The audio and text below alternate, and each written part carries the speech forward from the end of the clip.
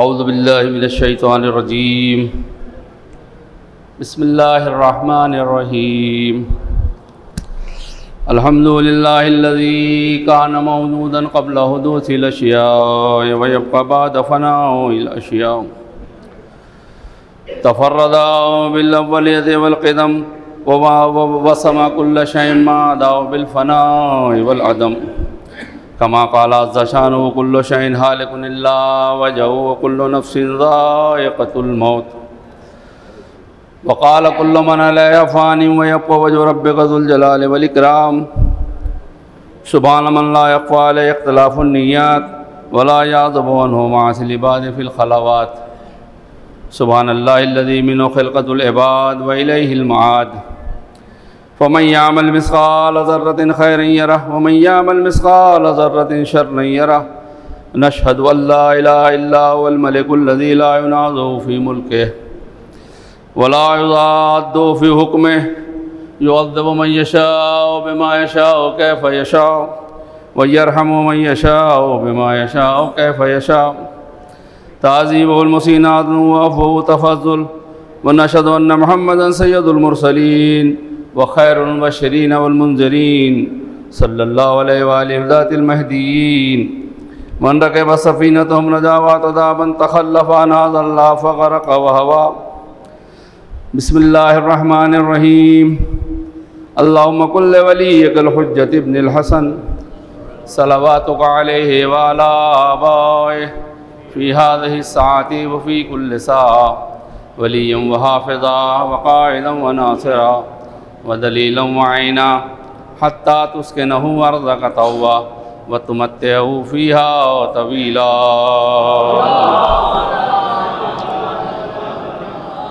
اوصیکم عباد اللہ ونفسی تقوی اللہ اعوذ باللہ من الشیطان الرجیم بسم اللہ الرحمن الرحیم وما ارسلناک الا کافۃ للناس بشیرا ونذیرا ولکن اکثر الناس لا یعلمون بندگان خدا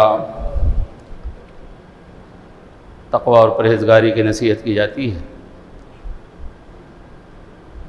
اور اللہ کا لاکھ لاکھ احسان اور شکر کہ اس نے ہمیں امت محمد مصطفیٰ صلی اللہ علیہ وآلہ وسلم قرار دیا۔ میں آپ کی خدمت میں 1500 سالہ جشن ولادت حضرت ختمی مرتبت صلی اللہ علیہ وآلہ وسلم کی مبارکباد پیش کرتا ہوں، تہنیت پیش کرتا ہوں، اور ہم سب مل کر تمام مومنین کی طرف سے آخری محمد یعنی حضرت قائم آل محمد کی خدمت میں مبارکباد پیش کرتے ہیں۔ جیسا کہ میں نے آیہ کریمہ پڑھی، یہ تلاوت کا شرف حاصل کیا، 2 آیتیں وَمَا أَرْسَلْنَاكَ إِلَّا رَحْمَةً لِلْعَالَمِينَ سورہ انبیاء، اور یہ سورہ سبا کی آیت جو میں نے پہلے آپ کی خدمت میں تلاوت کی، وَمَا أَرْسَلْنَاكَ إِلَّا كَافَّةً لِلنَّاسِ بَشِيرًا وَنَذِيرًا، سارے انسانوں کے لیے بھیجا ہی نہیں مگر سارے انسانوں کے لیے، بھیجا ہی نہیں مگر رحمت بنا کر، یعنی مقصد تخلیق اور مقصد بعثت اور مقصد رسالت تمام انسانوں کی ہدایت، فلاح و بہبود، اور اللہ کو تمام اپنے بندوں پر اپنی رحمت کو جتلانا ہے۔ یہ بات پہلی کہہ دوں، پیغمبر اکرم حضرت محمد مصطفیٰ صلی اللہ علیہ وآلہ وسلم محشر کا بازار ہوگا، نفسا نفسی کا عالم ہوگا، ہر ایک اپنے معاملات میں اور اعمال میں گرفتار ہوگا۔ میں گناہ کیوں کہوں، اپنے حساب کتاب میں تمام انبیاء کی امتوں کا حساب ہو رہا ہوگا نبیوں کے سامنے، اور ہمارے نبی سب کے گواہ۔ کیسے کیسے اعمال ان نبیوں کی امتوں کے ہیں، جنہوں نے خود اپنے نبیوں کو قتل کر دیا، ایسے بھی ہوگی امت؟ ظاہر سی بات ہے وہ نبی جو رحمت بن کے آیا، جسے اپنی امت کا بڑا خیال کہ وقت وفات قبض روح کے وقت بھی اسے امت کا خیال ہے، جو ملک الموت سے کہہ رہا ہو کہ کیا سبھی کو ایسی تکلیف ہوتی ہے قبض روح کے وقت، تو ملک الموت کہا کہ یہاں تو جتنی نرمی ہو سکتی تھی اتنی کر رہا ہوں۔ اور ہمارے نبی فرما رہے ہیں کہ جتنی سختی آج سے لے کے قیامت تک میری امت پر ہونے والی ہے وہ سب مجھ پہ آج وارد کر دے ملک الموت۔ ایسی محبت۔ اور اللہ نے مدعا سنا دیا کہ اے نبی رحمت، آپ کے تصدق اور صدقے میں آپ کی بھی معاف اور ساری امت کی معاف قیامت کے وقت، بشرطے کہ امت محمد میں ہوں۔ تو ایسا نبی جب امت کے حساب کا وقت آئے گا، امت محمد صلی اللہ علیہ وآلہ وسلم کی، تو فرمائیں گے کہ پالنے والے میری امت کا حساب دیگر انبیاء کے سامنے نہ ہو، میرے ہی سامنے ہو۔ تو ندائے قدرت آئے گی، میرے محبوب یہ تیری امت بعد میں ہے، پہلے میرے بندے ہیں، میں جانوں اور ان کا حساب اور کتاب۔ یعنی اللہ ہمارے اوپر کتنا مہربان، ہمارے لیے کیا اس نے خصوصی چیزیں رکھی، لہذا اس نے ہمارے نبی کو ساری کائنات کے لیے، سارے عالم کے لیے رحمت بنا کے بھیجا، بشیر اور نذیر بنا کے بھیجا، خوشخبریاں سنانے والا بنا کے بھیجا، جہنم کے عذاب سے ڈرانے والا بنا کے بھیجا۔ یہ الگ بات ہے، خود قرآن کہہ رہا کہ اکثر لوگ یہ بات جانتے نہیں ہیں۔ جب مسلمان ہی نہیں جانتے تو اور دوسرے سے کیا شکوہ اور شکایت ہے۔ ابھی کل ہی ایک تحقیق جاری ہوئی ہے، جارج واشنگٹن یونیورسٹی امریکہ، وہاں ایک پروفیسر محمد حسن عسکری صاحب ہیں، انہوں نے ایک سروے کیا، ایک تحقیق پیش کی ہے اجماعی ملکوں کی، اور اس میں دیکھا ہے کہ دنیا میں کون کون سے ملک ہیں جو اسلامی اصولوں کو اپنائے ہوئے ہیں، بظاہر مسلمان نہیں ہیں۔ یہ آپ نے مرحوم ڈاکٹر کلبت سازی صاحب قبلہ کے دین مبارک سے بھی سنی ہوں گی یہ باتیں کہ یورپ جاتا ہوں تو وہاں سارے اصول اسلام کے ملتے ہیں، مسلمان نہیں ملتے، اور یہاں آتا ہوں تو مسلمان ملتے ہیں مگر ان کے یہاں اسلام کا کوئی اصول دکھائی نہیں رہی۔ انہوں نے بارہا کہا، مجھے یاد ہے، شاید خطبے میں بھی کہا ہو، مجلسوں میں تو میں نے سنا ہے۔ تو اس نے عملاً یعنی اصول اور قاعدے اور رہن سہن کے طریقے اور ملک کے عدل اور انصاف اور اس کا طریقے پہ وہ ہوئی ہے، تو انہوں نے جو تحقیق پیش کی ہے، موازنہ کیا ہے کہ اسلامی ملکوں میں اسلامی اصول کتنے رائج ہیں حکومت میں، جو اسلام کے نام پہ حکومت کر رہے ہیں۔ تو اس میں 131ویں نمبر پر سعودی عربیہ ہے، 48ویں نمبر پر ملیشیا ہے، یوٹیوب پہ گھوم رہا ہے، آپ سنیے گا۔ اور اس کے علاوہ جو ہے وہ، اور جن میں غیر مسلم ملکوں میں عمل ہو رہا ہے اس میں New Zealand, Iceland, Canada وغیرہ، یہ ملک ایسے ہیں کہ جہاں اوپر ہیں، یہ یعنی سارے قواعد و ضوابط اسلامی ہیں، بس ملک اسلامی نہیں ہے۔ اور سعودی عرب وغیرہ ملک اسلامی ہے اور قواعد و ضوابط دوسرے چل رہے ہیں۔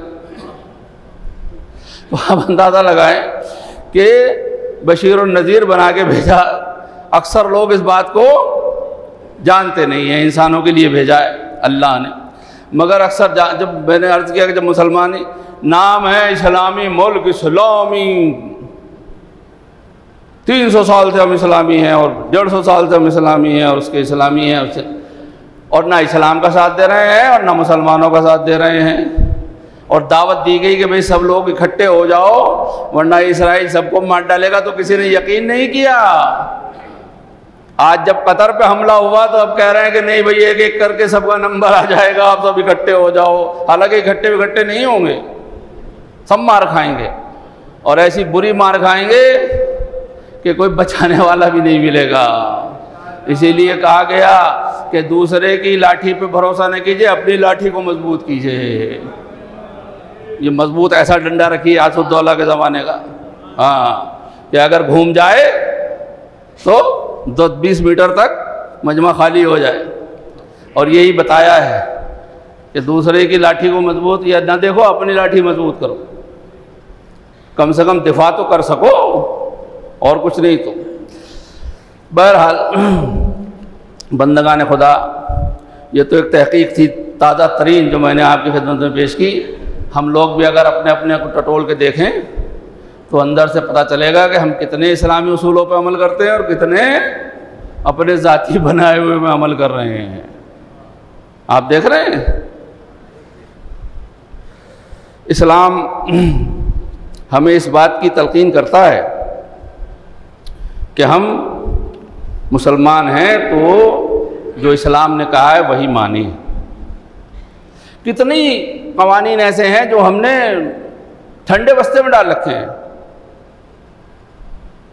جو سب سے کرنٹ موضوع ہے، جس کی سب سے زیادہ ضرورت ہے، وہ یہ ہے کہ ہم نے انفاق کے معاملے میں اپنے آپ کو بالکل نیچے والی سیڑھی پہ رکھ رکھا ہے۔ انفاق سمجھتے ہیں؟ جو کچھ اللہ نے ہمیں دیا ہے، پیسہ، روپیہ، مال و دولت، اس میں سے حقوق کا ادا کرنا، جس کا بھی حق ہے اس میں۔ کچھ اللہ کے حقوق ہیں، کچھ بندوں کے حقوق ہیں، کچھ اللہ کے حقوق اللہ تو لیتا نہیں ہے، آتا نہیں ہے لینے کے لیے، وہ بھی بندوں ہی پہ خرچ ہو جاتے ہیں، سب بندوں ہی پہ خرچ ہو جاتے ہیں، لیکن وہ اللہ کے حقوق ہیں، وہ بھی ہمیں نکالنے چاہیے۔ میں نے ایک روایت پڑھی تھی، مگر وہ دوسری طرح سے میرے سامنے روایت آئی۔ ثعلبہ بن حاطب انصاری ایک نام ہے، بارہا پیغمبر صلی اللہ علیہ وآلہ وسلم کی خدمت میں کہتا تھا کہ دعا کر دیجئے اضافہ دولت کے لیے، فرما دیے دعا۔ پیغمبر منع فرماتے تھے، تو اس نے کہا کہ نہیں، آپ دعا کر دیجئے، میں معاہدہ کرتا ہوں کہ اللہ مجھے جو دولت دے گا وہ میں فقیروں ضرورت مندوں کو صدقہ دیا کروں گا، اس میں سے جو دولت مجھے مل جائے گی، مال و دولت، تو میں خیال رکھوں گا غریبوں کا، اس کا اس کا۔ ابھی زکوٰۃ کا حکم نہیں آیا ہے، زکوٰۃ پہ انشاءاللہ اگر آئندہ خطبے میں حاضر ہوا تو آئندہ خطبہ زکوٰۃ ہی پہ ہوگا، اس لیے کہ زکوٰۃ موضوع سماج میں ہے۔ دوسرے فرقے کے لوگ ہمارے اوپر اعتراض کریں کہ زکوٰۃ نہیں نکالتے، زکوٰۃ نہیں نکالتے، تو میں زکوٰۃ کے بارے میں کچھ بیان کروں گا آپ کی خدمت میں، آج اس کی شروعات۔ معاہدہ کر لیا اس نے، پیغمبر نے ٹھیک ہے، دعا کر دی۔ بہت زیادہ اس کے ہاں اس زمانے میں بھیڑ بکری گوسفند اونٹ یہی سب ہوا کرتے تھے، اسی سے دولت کماتے تھے لوگ۔ یہاں تک کہ اتنے ہو گئے کہ اسے مدینے میں رہنا دشوار ہوا، بھیڑ بکریاں اس کے پاس، اور وہ مدینے کے باہر چلا گیا لے کر اپنے ریوڑ کو۔ اب اس کا یہ ہوا کہ اسے نماز جماعت اس کی چھوٹنے لگی، بس جمعے میں صرف آتا تھا، اور آخر میں جمعہ بھی چھوٹ گیا۔ میں نے اس وقت بھی کہا تھا کہ دولت مندوں کی سب سے بڑی پہچان یہ ہے کہ پہلے ان کی نماز جماعت چھوٹتی ہے، جب اور زیادہ دولت ہو جاتی ہے تو جمعہ بھی چھوٹ جاتا ہے، اور پھر آخر میں یہ ہوتا ہے کہ نمازیں بھی چھوٹ جاتی ہیں، فرادہ بھی نہیں پڑھتے پھر۔ یہ دولت مندوں کی ایک روش ہے جو سماج میں دیکھی جاتی۔ خوشا نصیب ان کا جو دولت ہونے کے بعد بھی اللہ کے سامنے سر نیاز خم کرتے ہیں اور عبادت الہی بجا لاتے ہیں۔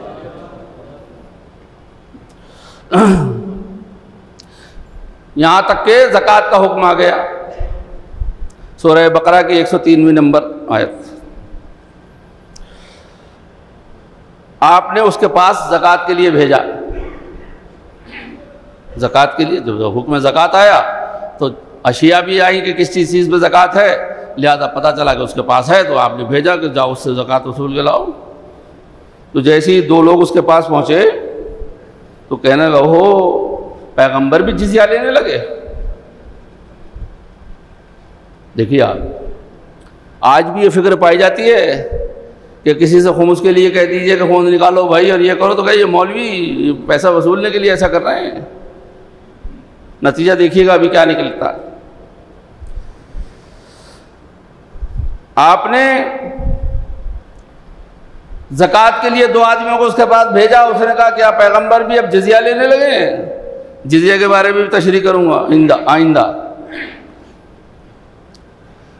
لہذا وہ جب لوٹ کے پلٹ کے لوگ دونوں آئے کہ وہ تو منع کر دیا اس نے اور یہ بات کہی ہے، تو پیغمبر ملول ہوئے، غمزدہ ہوئے کہ دیکھو یہ کیسی بات کر رہا ہے۔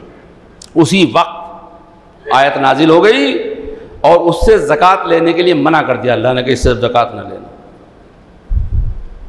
جب اسے معلوم ہوا تو وہ آیا پیغمبر کی خدمت میں، تو جسے اللہ نے منع کر دیا ہو پیغمبر اسے کیسے لے سکتے ہیں؟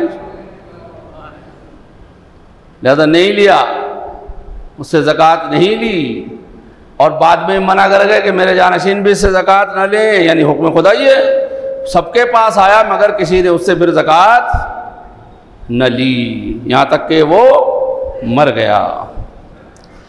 اب جسے اس نے جزیہ کہا تھا، آپ لوگ بھی سمجھ رہے ہوں گے کہ زکوٰۃ لینے کے لیے بھیج دیا، تو بھیڑ کا نصاب، بھیڑ بکری کا نصاب جو زکوٰۃ کے نصاب ہیں، 5 نصاب ہیں بھیڑ بکری کے، تو پہلا نصاب 40 بھیڑوں پر ہے، 40 بھیڑ اگر ہو جائیں تو 1 بھیڑ دی جائے گی زکوٰۃ۔ 40 بھیڑ نصاب پہلا نصاب ہے، تو بتائیے 40 بھیڑوں پر 1 بھیڑ کوئی زیادہ ہے؟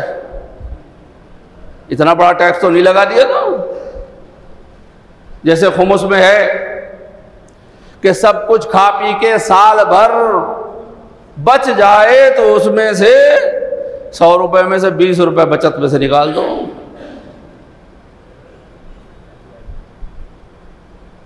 لیکن لوگ کہتے ہیں کہ یہ تو بہت مشکل ہے۔ یاد رکھیے جیسے حکم آ گیا سالبہ سے نہ لینا اور نہیں لی، وہ آخر میں لیے بھی پھرا، تو وہ لوگ جو اللہ کے حکم کی توہین اور تضحیق کرتے ہیں اور خمس نہیں نکالتے اور یہ کہتے سوچ رہے ہیں، کچھ تو سوچ بھی نہیں رہے ہیں،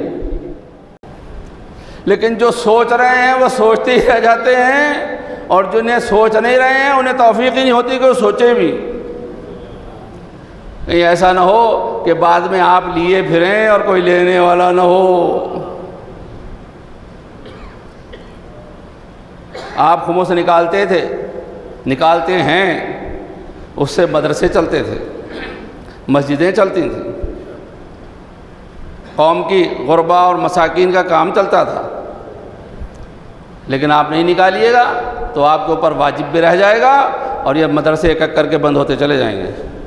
خطبے میں کہہ رہا ہوں، بد دعا نہیں دے رہا ہوں یا کوئی بری خبر نہیں سنا رہا ہوں، لیکن میرے پاس بہت بری خبریں ہیں،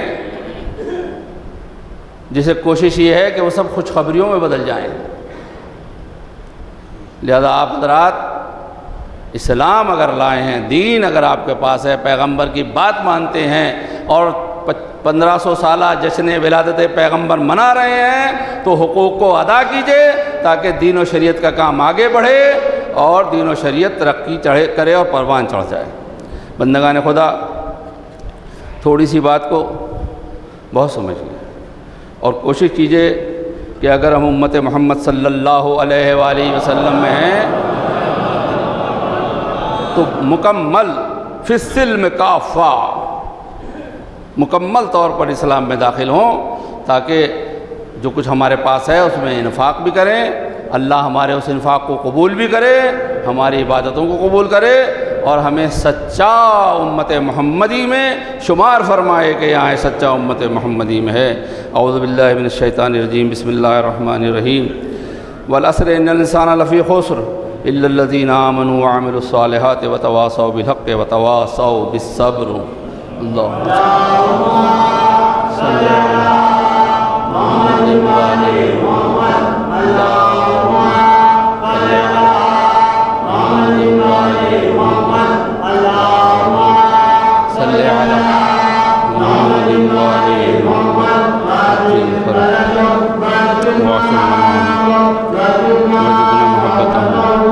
ولا نعداء۔ اعوذ باللہ من الشیطان الرجیم، بسم اللہ الرحمن الرحیم۔ الحمد للہ الذی لا الہ الا هو الحلیم الکریم غافر الذنب وقابل التوب وهو الغفور الرحیم۔ سبحان من سبقت رحمتہ غضبہ وبسط الیدین بالرحمہ۔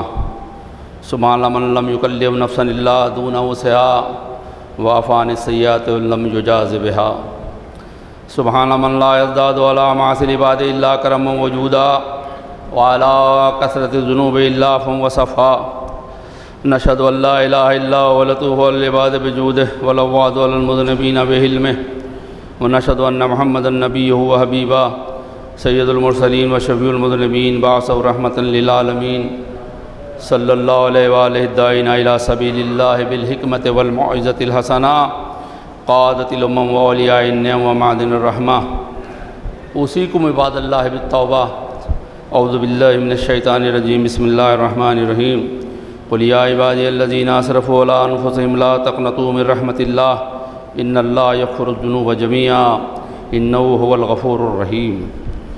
بندگان خدا،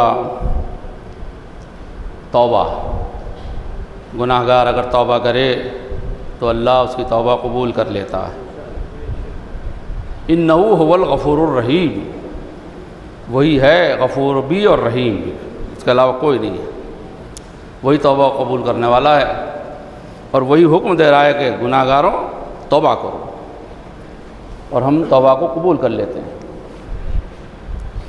یہ کس وجہ سے ہے؟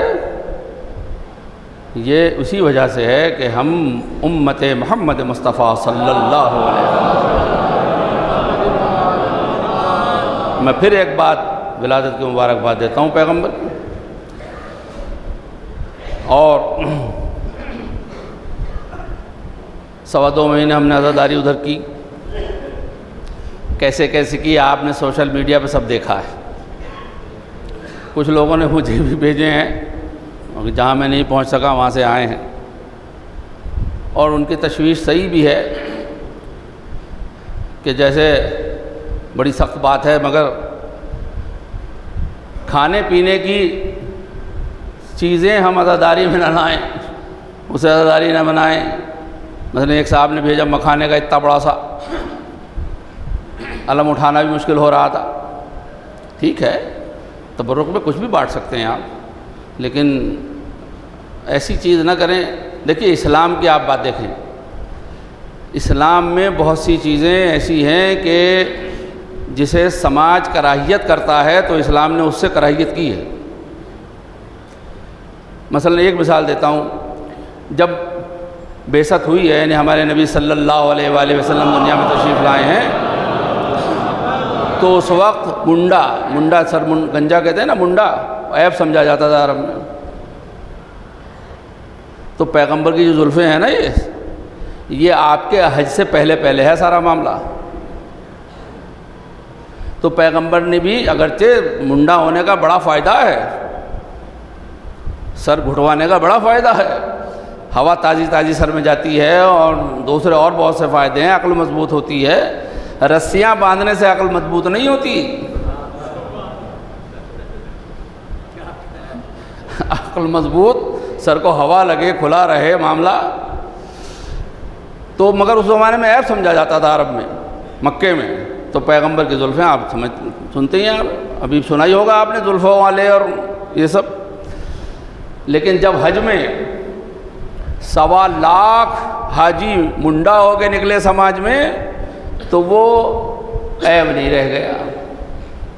تو پھر اس کے بعد ہمارے سارے ائمہ، پھر تو یہ میں عرض کر رہا ہوں۔ تو اسی لیے عزاداری ہو یا کوئی اور وہ ہو معاملہ جسے سماج تھوڑا وہ کرے، اس کو نہیں کرنا چاہیے۔ میں نے اس ممبر سے کہا ہے بقرعید کے خطبے میں، اس سے پہلے والے پہ، کہ جانور کی قربانی کے سبھی چیزیں نہ کھائے جائیں، تلی اور وہ آنکھ کا ڈھیلا اور یہ اور خون اور فلاں چیزیں۔ جو میں نے کہا بھی تھا کہ درگاہ کے علاقے میں جو بٹے بیچتے ہیں وہ ہانڈی میں، اس میں بہت سی چیزیں حرام ہیں۔ کسی نے مجھے بھیجا ویڈیو، تو وہ زیارت کرنے آئی تھی، تو اس میں آ گیا، وہ کربلا کی وہ ویڈیو بنا رہے تھے، اس میں آ گیا کہ ابھی تو اماں کے لیے بٹے بھی نہیں لی ہیں، کوئی زیارت کرنے آئی تھی محترمہ۔ تو یہ صورتحال جو ہے، یہ درگاہ کے میں ان سے منتظمین سے بھی کہتا ہوں کہ اسے وہاں بکنا منع کریں اپنے اجتماعات میں، اس لیے کہ اس میں بہت سی چیزیں حرام ہیں، میں نے خود دیکھی اپنی آنکھوں سے، جو اس میں حرام ہے اسے نہ کھائیں۔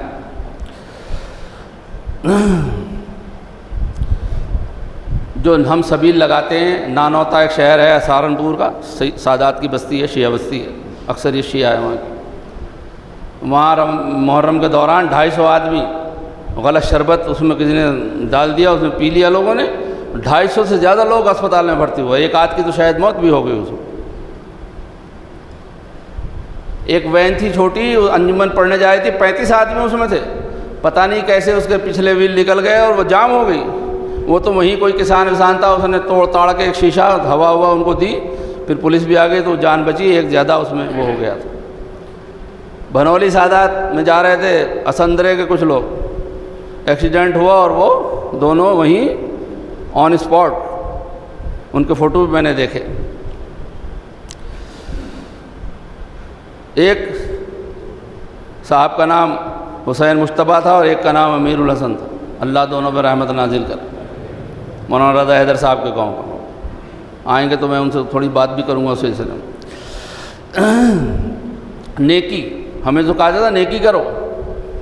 خبر ملی کہ بارہ بنکی سے حیدر گڑھ ایک بس جا رہی تھی، اس میں پیڑ گر گیا، اس میں کچھ افراد مر گئے، اس میں ایک لڑکا شیعہ احسان عباس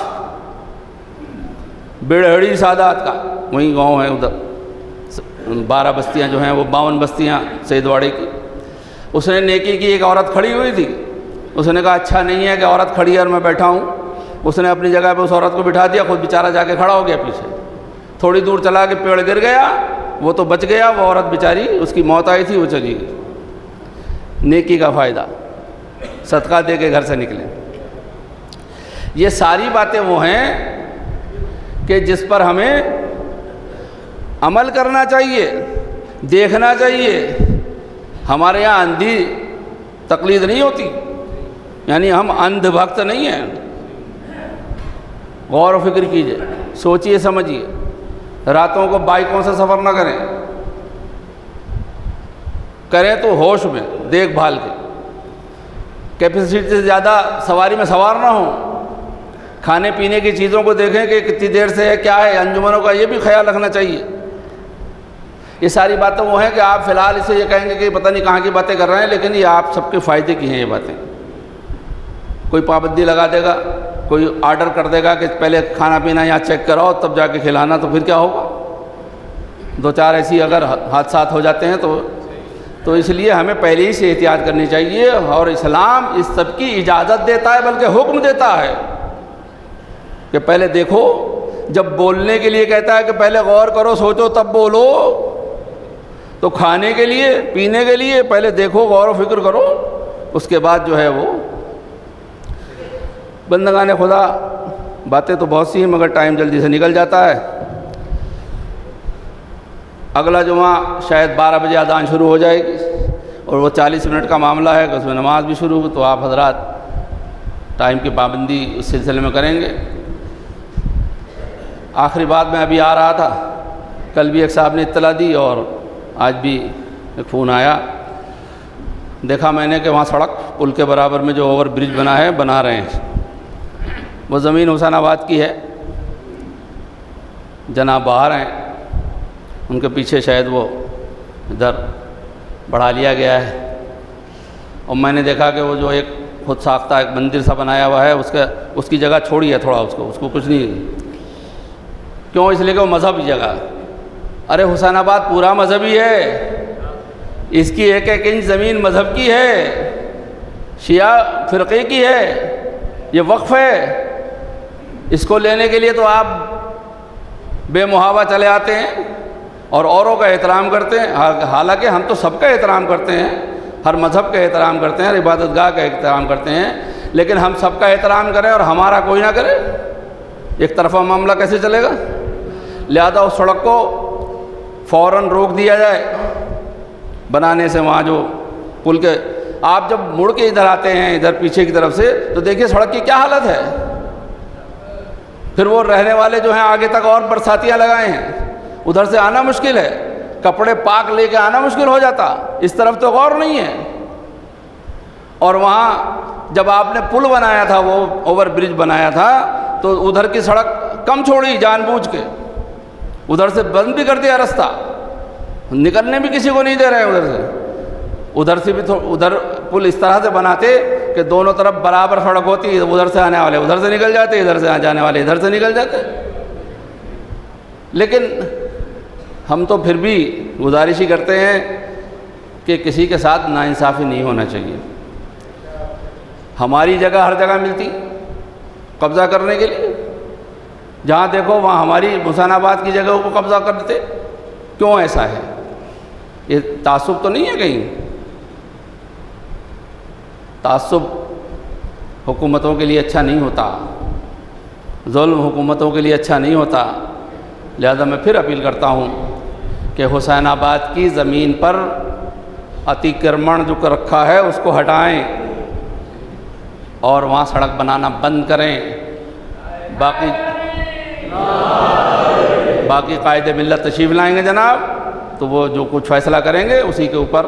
آج تو صرف حسین آباد سے میں کہنا چاہتا ہوں کہ یہ بھی سب گورنمنٹ کے چیئرمین ڈی ایم صاحب ہیں، سیکریٹری اے ڈی ایم صاحب ہیں، ان لوگوں کو فوراً وہاں پہنچنا چاہیے قبل اس کے کہ کوئی وہاں بھیڑ بھڑکا اور دوسری چیز ہو، تاکہ اس کو دیکھیں اور اس کو فوراً روکیں جب تک جناب نہیں آتے ہیں، ورنہ تو پھر پرشاسن خود جانے گا کہ کیا صورتحال ہو۔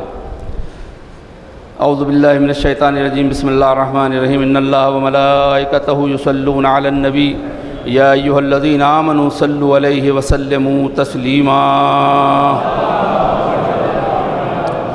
اللہم صلی علی سید المرسلین وشفیع المذنبین نبینا محمد صلی اللہ علیہ وآلہ۔ اللہم صلی علی محمد وآل محمد وعلی امام المسلمین وقائد الغر المحجلین امیر المومنین علی ابن ابی طالب۔ اللہم صلی علی محمد وعلی سیدۃ نساء العالمین وبذت خاتم النبیین سیدنا فاطمہ بنت رسول اللہ صلوات اللہ علیہ وعلی الحسن المجتبی والحسین الشہید بکربلا وعلی ابن الحسین ومحمد ابن علی وجعفر ابن محمد وموسیٰ ابن جعفر وعلی ابن موسیٰ ومحمد ابن علی وعلی ابن محمد والحسن ابن علی علیہ الصلاۃ والسلام۔ اللہم صلی علی مولانا صاحب الزمان مائی آثار بدع والطغیان حادم ابنیت الشرک والنفاق حاسد فروع البغی والشقاق صلوات اللہ وسلام علیہ وعلی آباء الکرام متصل اللیالی والایام۔ اللہم عجل فرجہ وسہل مخرجہ وَقْهُلْ نَاظِرْنَا بِنَظْرَةٍ مِنَّا إِلَيْهِ وَجَلْنَا مِنَ الْمُسْتَشْهِدِينَ بَيْنَ يَدَيْهِ وَتَفَضَّلَ عَلَىٰ أَمْرَائِنَا الْمُؤْمِنِينَ مَزِيدِ التَّوْفِيقَاتِ وَازْدِيَادِ الْإِقْبَالِ وَعُلُوِّ الدَّرَجَاتِ۔ اللہم افعل بنا ما انت اہلہ ولا تفعل بنا ما نحن اہلہ بجائے محمد وآلہ المعصومین صلوات اللہ علیہم اجمعین۔ اللہم اجعلنا ممن یذکر فتنفع الذکرہ۔